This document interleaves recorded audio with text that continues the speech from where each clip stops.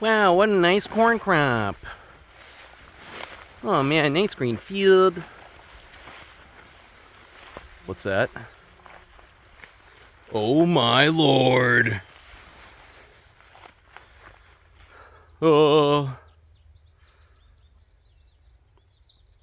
Yeah, well, hopefully you know this was intentional.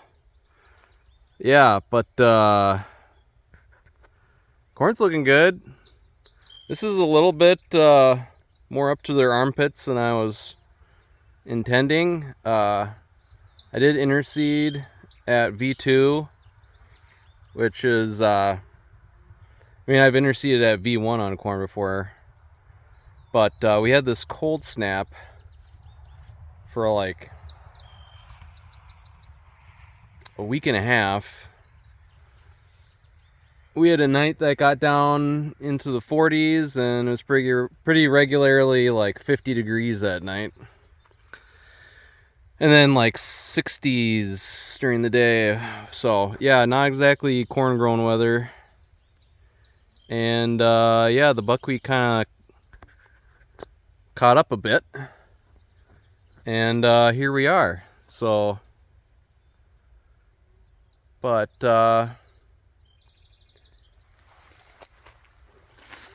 wasn't really looking too crowded even like a week ago. Now it's starting to look a little crowded.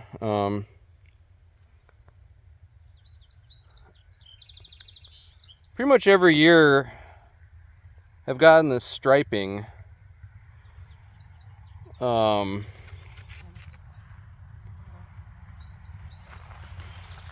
And I think that's, I don't know, sulfur or possibly a micronutrient thing, even though I spread gypsum and micronutrients. So maybe I should foliar feed this. I think it is starting to get just a little bit annoyed with the buckwheat. So I think crimping is in order soon. I honestly would like this to go a little bit longer. I am trying just a little trial here.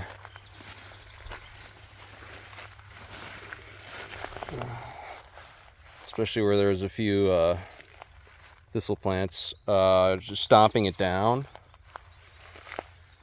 I'm going to do it with the other side too. Just see if I see any noticeable differences in, the ears or whatever. But we got some nice biomass already. There's some wild lettuce right there, but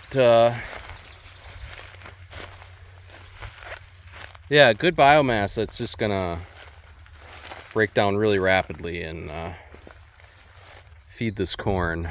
So yeah, going according to plan, I guess.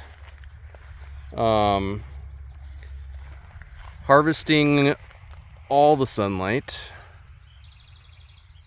and so yeah, I would like to keep it going a little bit longer. I mean, this corn's not swallowed up by any means.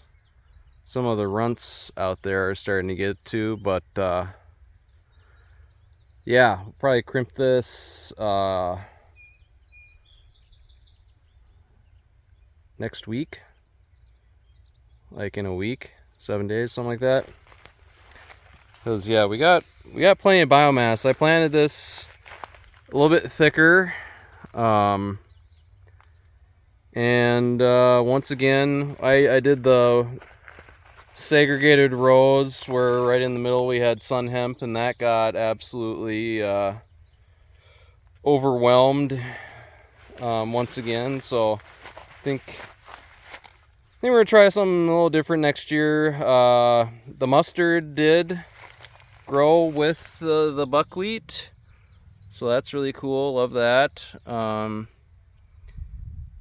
There's obviously pigweed and lamb's quarters. Might try mung bean, see how that goes. But yeah, I think one of the coolest things about this system, besides, you know, soil improvement, harvesting all the sunlight, you know, just, and it's not soaking up the moisture whatsoever. It's helping deal with the heavy rainfalls we've had, really infiltrating and soaking in. But anyways, what I was going to say, one of the coolest things is these weeds that do come up, since they're growing for their life straight up to compete with the boss hog here, buckwheat, they're just, you know, super elongated, and they're gonna crimp great. You see, this is that pigweed. It's just got some leaves at the top. Oh my god, that's gonna be so easy to crimp and kill. And thistle too, man. This stuff crimps good. Just using my feet, stuff is gonna crimp just fine. So excited to crimp this. But once again, my crimper rig is not yet finished. I'm still assembling it. I got the row units made by a local fab shop. Super pumped about how they look. Just need to assemble it, do some little modifications, make sure the John Deere 6000 high cycle can even lift the thing. It's not super heavy, but the lift cylinders on the high cycle are not very big. And yeah, it's gonna be kind of high stakes, because if I wait a week, this stuff will probably be a little too big to drive the tractor and my old low clearance strip crimper through. But yeah, we're gonna get it done. And yeah, I'll show you the strip crimper soon. Not too much to see at this point, still assembling it. But yeah, very excited. We got just massive amounts of nutrients that we grew here for the corn to devour. Yeah,